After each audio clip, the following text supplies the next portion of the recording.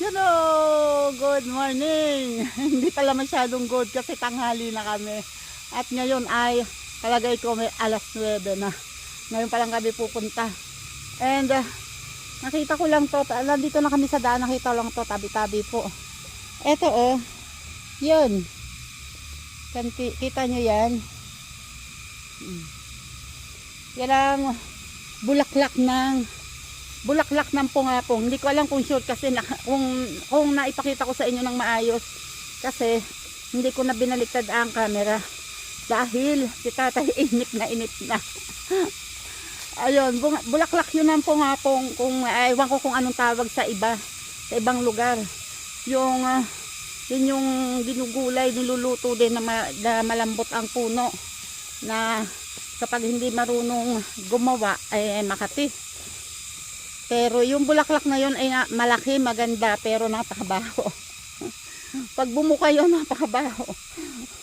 Mas mabaho pa sa na hindi inuhugasan.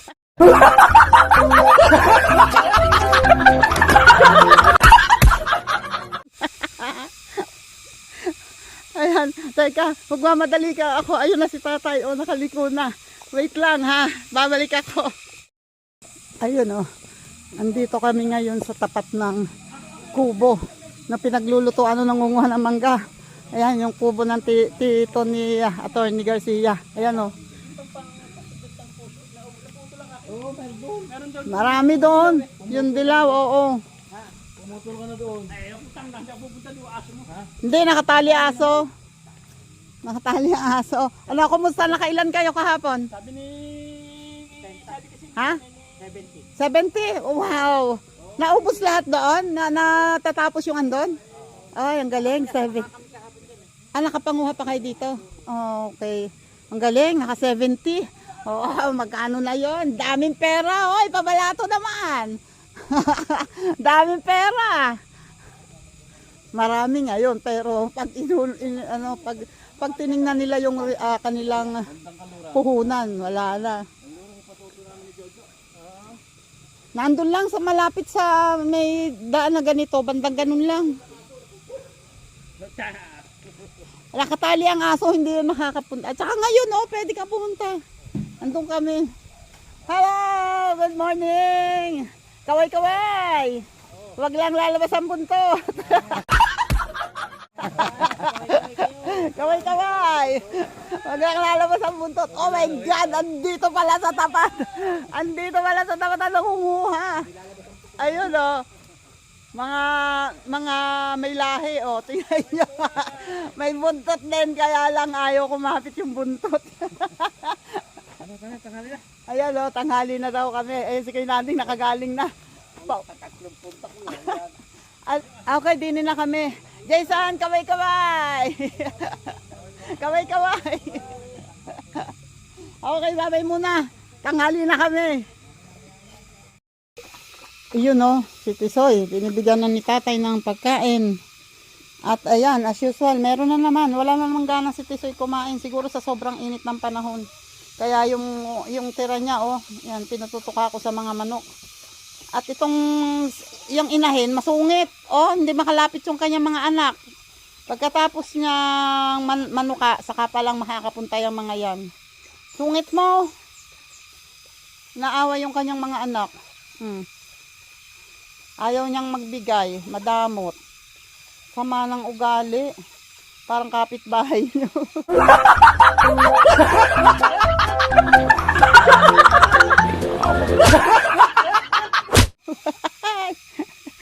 Joke lang. Wait. Yan nagbibisita si tatay ng kanyang tinanim. Wala dala mo ngayon yung isang binhe. Tanim na habang busog pa. Bago tayo mag-umpisa doon.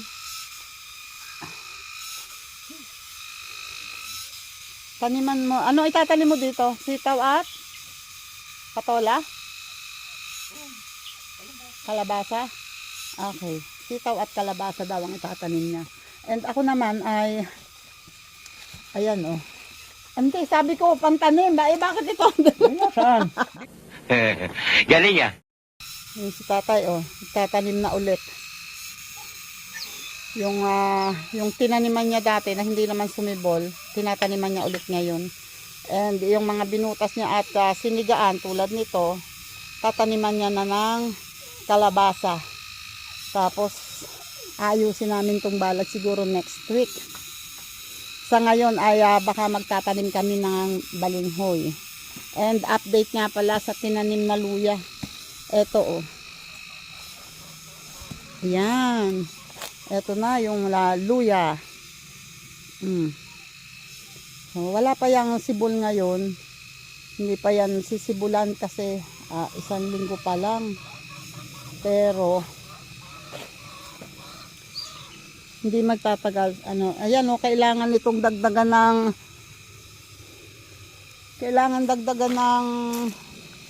anong tawag dito? Ito yung takip. Kasi ito dito oh, halos wala. Kailangan matakpan yan lahat. No. Si tatay andun na. Dala na yung asarol. At oops. Wait lang. Nandun na sa pagtataniman ng balinghoy. At eto dala ko naman yung tubigan namin. Dadalhin ko yun para hindi magpabalik-balik. Kaya lang yung sombrero iniwan ko. Nagponin na rin ako ng buhok kasi sobrang init. Pawisan na ako. And yan. Si Tisoy naman, eto oh. Nandito siya. Yan. Oh, anyari. Yan. Hindi ko na binidyo kanina. Inilipat ko. Ako naglipat dyan. Kasi kawawa naman. 1 linggo siyang andun sa ilang ano na siyang nandun sa kanyang talian. Para naman makapasyal-pasyal naman sa iba. Ayun si tatay oh, nag-umpisa na. So tutulong naman ako para naman may magawa kahit paano. Okay, dyan muna kayo ha. Samahan niyo ako.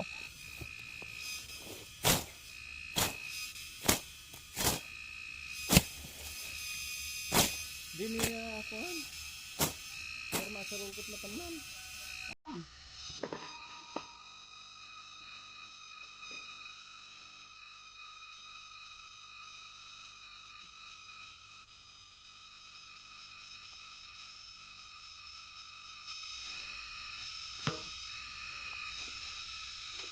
Wait lang, kukuha muna ako ng gloves.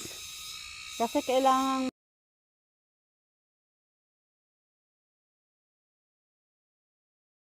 yun na. Meron na. Yahay! Okay. Wait lang, laban tayo, laban!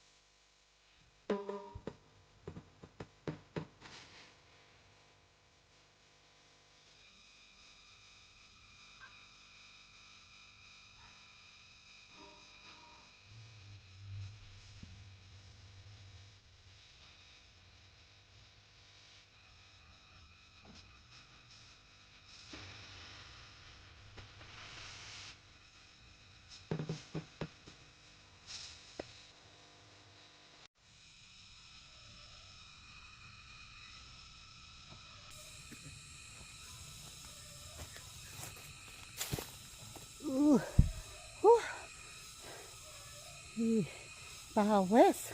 Oh, wait. Ang pawis ko, oh. Nasisila ang mata ko. Wait lang. Wait. Babalik ako. Yan, oh.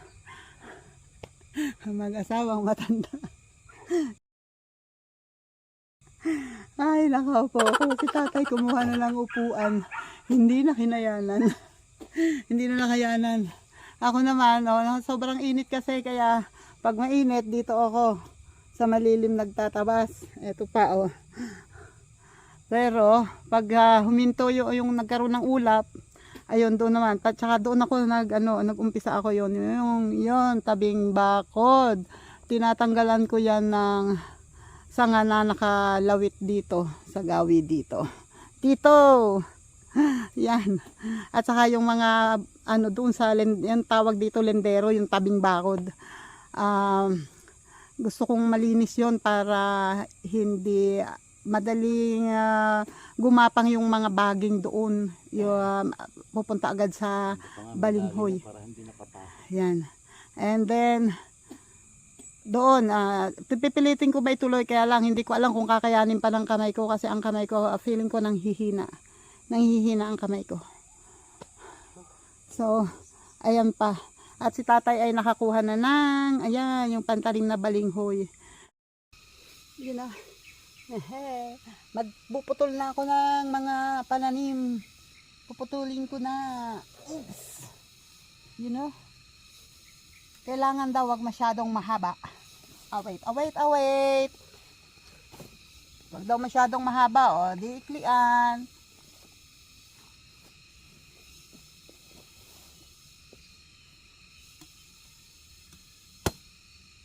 Ilan lang po? Oo nga, mabuti pa nga. Bakit tayo tumalap? Dalawa ko.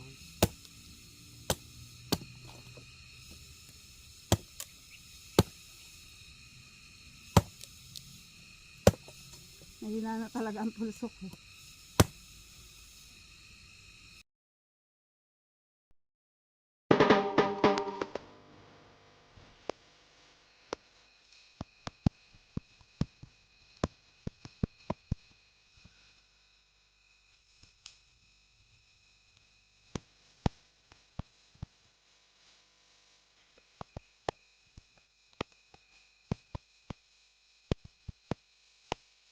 Hindi mo na inom.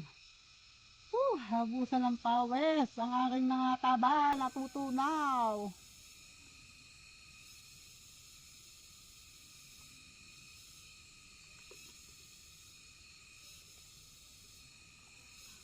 Inay ko po. Diyos ko Lord.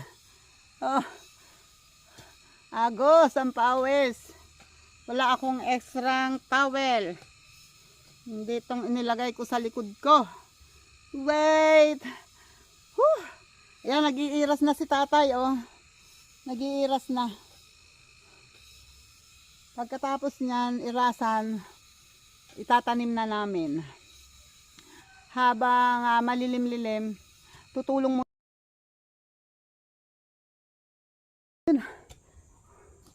Tapos ko nang tanggalan lahat ng damo.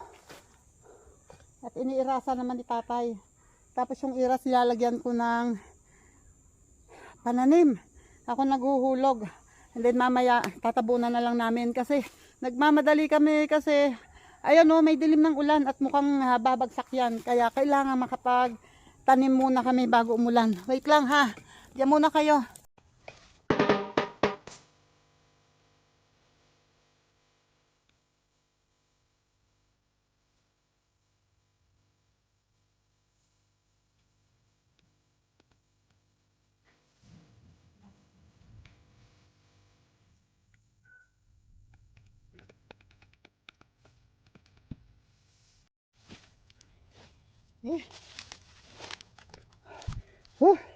Yun na.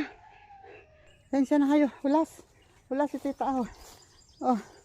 Meron na lahat yan laman. At tatabunan ko na lang. Yun. So, katulad ng dati, tabon-tabon. Tabon-tabon. Kasi masakit ang likod. Sakit na likod. Yan. And then, pag ginahukay naman yan, dito naman magkakahukay sa pagitan. Kasi yun ang ipang tatabon naman sa puno. Wait lang. Iwanan ko kayo dito. Ay. Wait lang.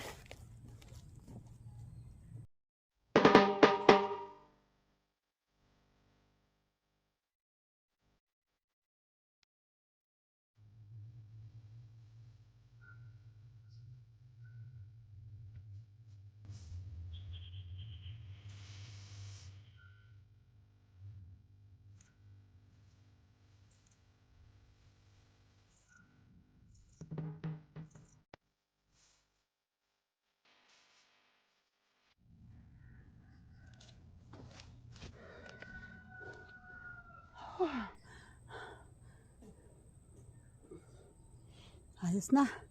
Ayos na. Meron na kaming parang 8. Hindi ako nagkakamali. 8 iras yan. Hindi ko nabilang kanina. Pero parang 8. So, eto naman ang susunod namin gagawin. Kailangan makagawa pa kami ng hukay na ganun kalaki. Para para sa susunod, ayun, malaki-laki ang aming maging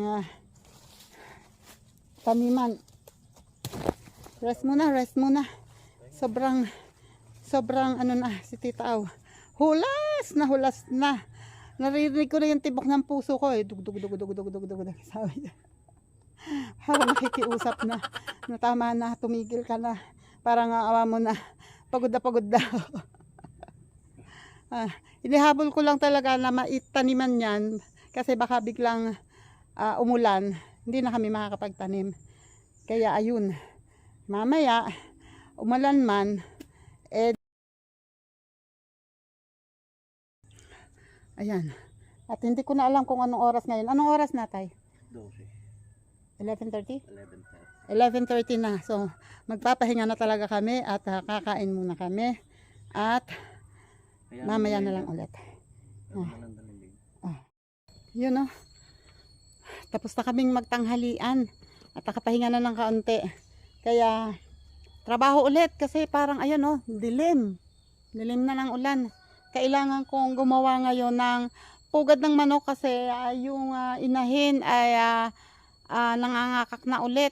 So, ibig sabihin nun, iitlog na naman. And yung itim, yung anak niya ay ganun din. So, kailangan kong gumawa ng pugad para may maitlogan sila. Wait lang ha, tatry kong gumawa ng pugad ha.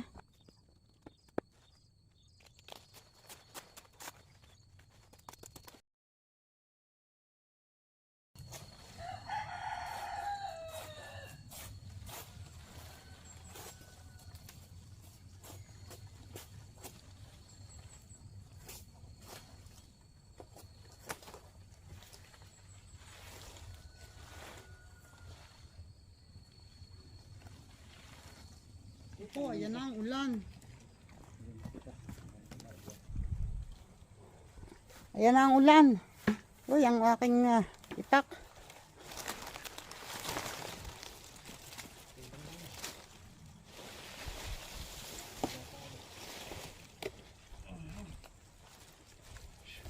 Umuulan.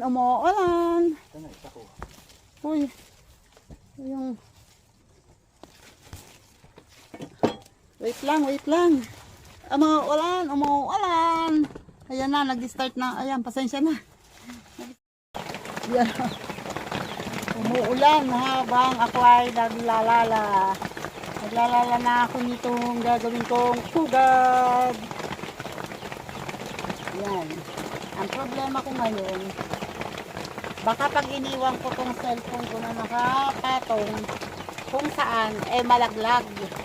Paktay kang cellphone ka pag nagkataon. So ngayon, lalalahin ko lang muna to. Papakita ko sa inyo mamaya pag tapos na, ha? Yan o, magsasara na ako. Oh, wait. Magsasara na ako. Sasara na.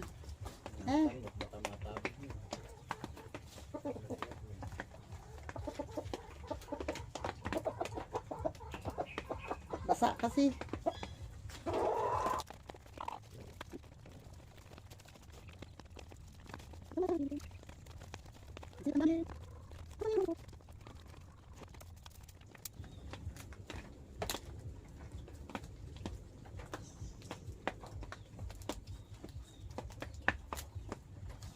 Okay, nalak na. Yung ang kabilang dilaw. Yung kabilang dulo naman. Kailangan kong mailak.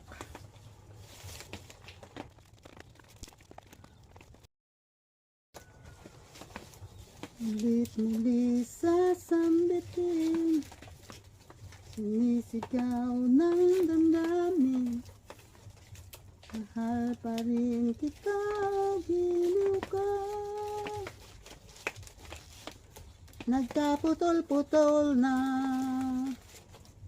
batid ko na nasaktan kita ng labis. At sinabi ko sa'yo na kaya kong limutin ka.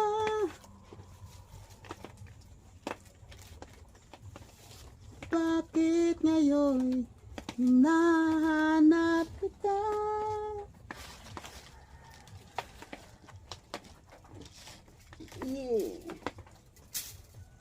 Ito, namumutol ng tingting.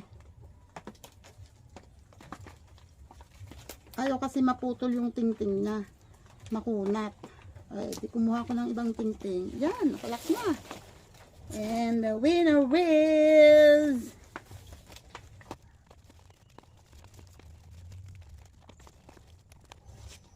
O, diba? Tcharan! So, meron na tayong isang yan. Ito ngayon ang gagawin nating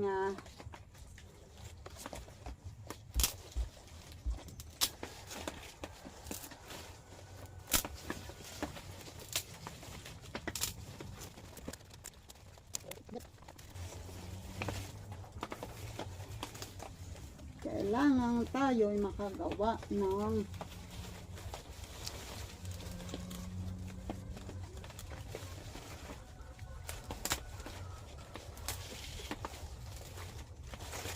bilog.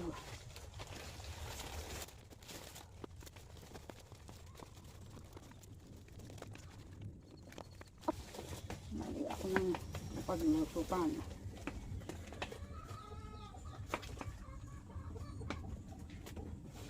Naririnig nyo ba yung ano?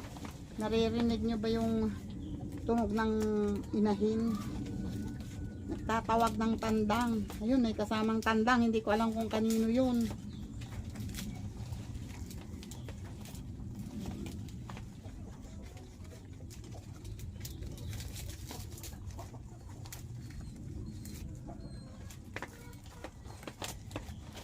Ayan. So, ayan. Meron na siyang butas. And then,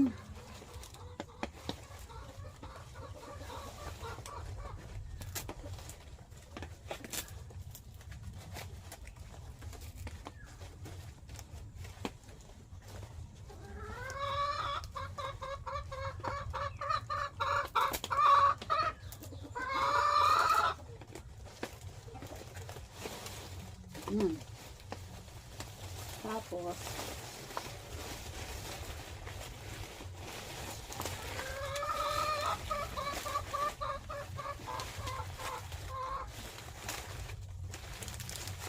papalian natin dito ang pretzel.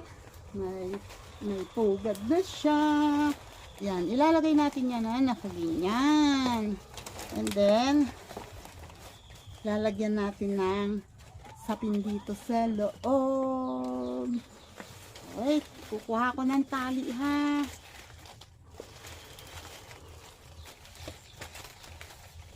Wait lang. Yan o. Kiyari na. Diba? May pugad na ako. Lalagyan ko na lang yan ng yung dahon ng saging or paper bag. Or kung ano man ang pwedeng ilagay dito sa loob para alam nyo na ang manok, kulkul ng kulkul, kudkud ng kudkod. Oh, tapos ayan, tinalian ko lang dito. Di ba parang bouquet? Parang bouquet. Lagyan mo lang doon na flowers peda na. Ayan, ganyan kasimple. Ganyan lang ang paggawa ng pugad kung wala kang kawayan or wala kang ibang source. Mahirap humanap ng kawayan dito, mahirap kumuha. So, ayan lang.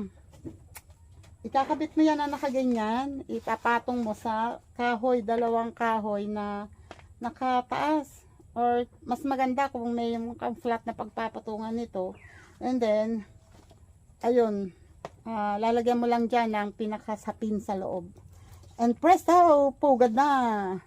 Diba? Sabi ko sa inyo pwede ako mamundo.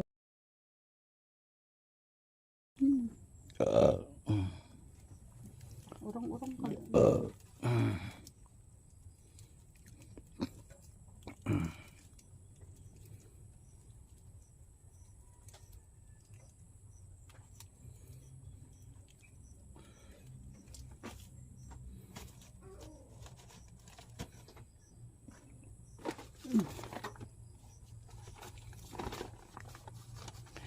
Hati-hatiin mo, be.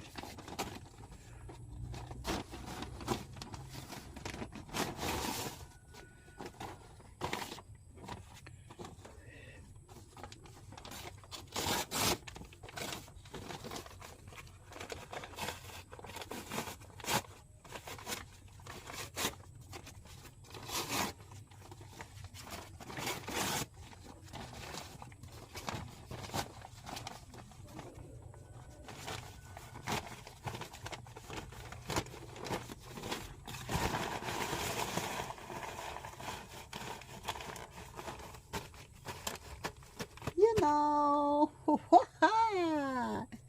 galing ko talaga.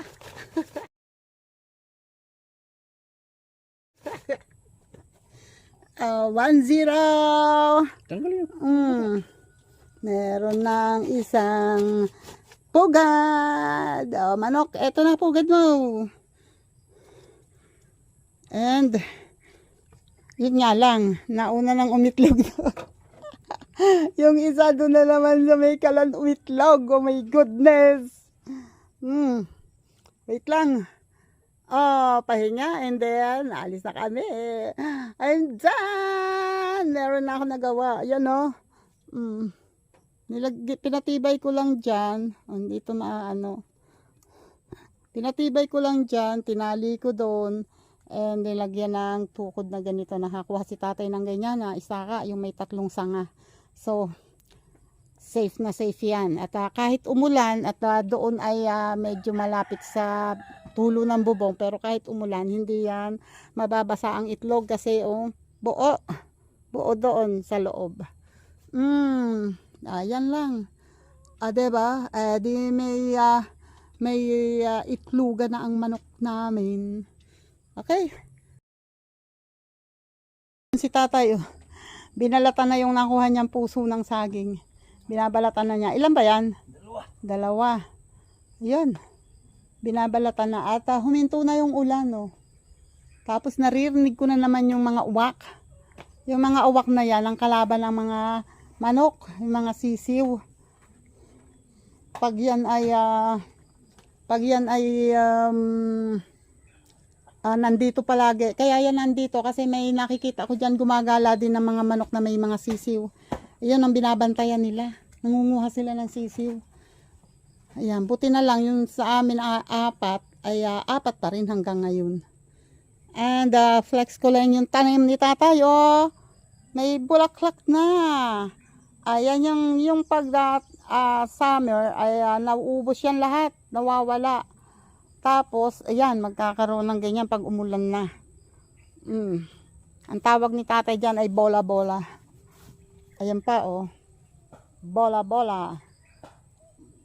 Yun nga lang, naunang tumubo yan kaysa sa ibang tanim namin. So wala pa kaming tanim. Ngayon pa lang kami nagtanim ng balinghoy. At yun namang aming tawag dito. Yun namang aming luya ay last week lang tinanim. O paano ka? Yun ayan mukhang uulan na naman at kailangan ko na i-secure tong mga kailangan naming dalhin. Para makauwi na kami kahit maaga pa. Kasi baka hindi na huminto ang ulan, mahihirapan kaming umuwi. Dahil wala akong dalang payong. Kailangan ko nang mag-ready. Uwi na. Wait lang ha. Ire-ready ko lang to. Although nandito na naman yung ibang gamit namin. Pero andyan pa yung puso ng saging. Ito pa, andito pa yung bangko sa labas. At titingnan ko kung ano pang mailalagay ko rito. Ha? Wait lang, wait lang. Yan. Babay na. Babay, Tisoy. Babay, Tisoy. Ay, mahabol si Tisoy.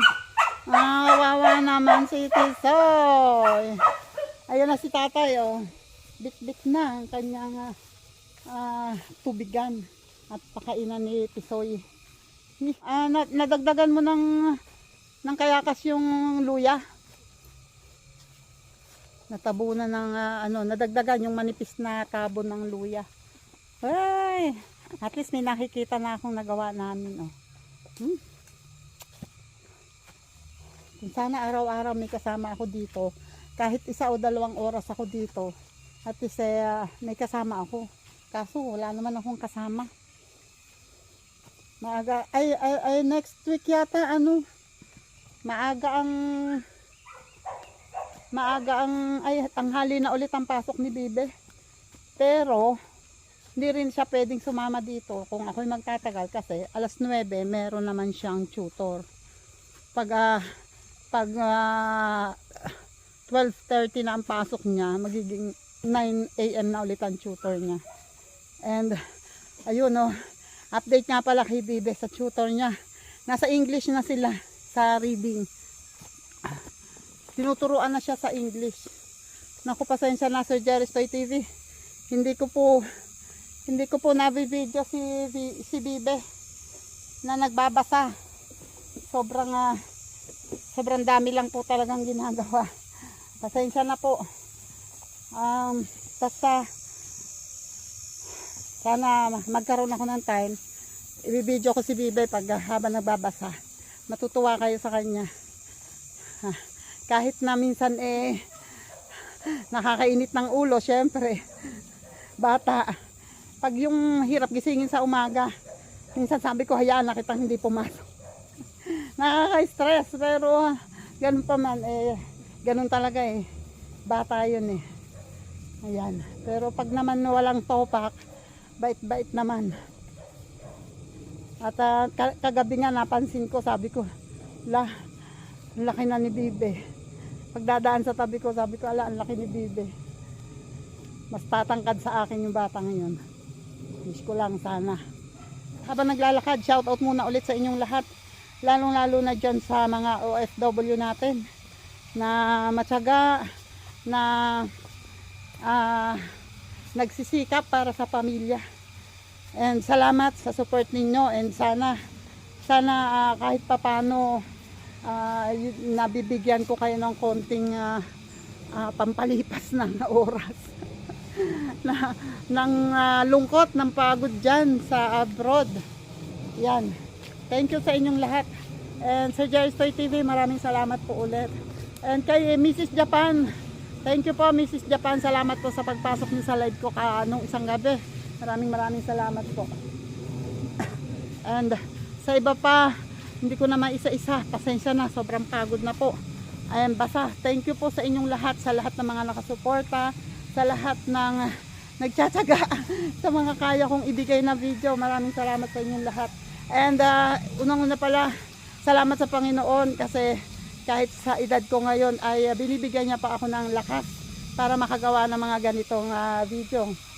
And salamat din sa pamilya ko na nakasupport sa akin. Maraming salamat. And yun, sa iba pa, maraming salamat sa inyong lahat. Babay na po.